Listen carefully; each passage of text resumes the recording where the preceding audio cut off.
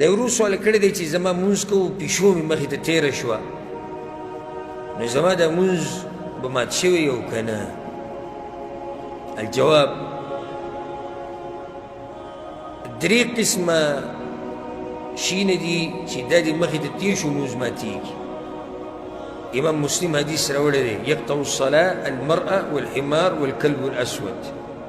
څه شی ښځه تور سپی او خر تور سپی ابو ذر غفاری به تپوس هم کړی و پیغمبر صلی الله علیه وسلم چې یا رسول الله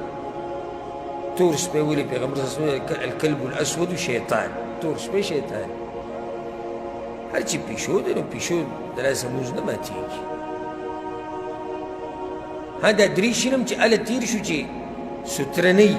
اوس تا ستره یې ښودې دا مخې ته تېر شو سترې نه اخوا نو بیا خو څه پروا نه کوي هغه ټیم کې مونځ ماتېږي چې سترې او ستا په منځ کې یا ستره نه وي او پیشو چې ده صحیح ده چې منع کولو کوشش به کوې خو که تېره شوه نو دې سره مونځ نه فاسدېږي والله اعلم دا یو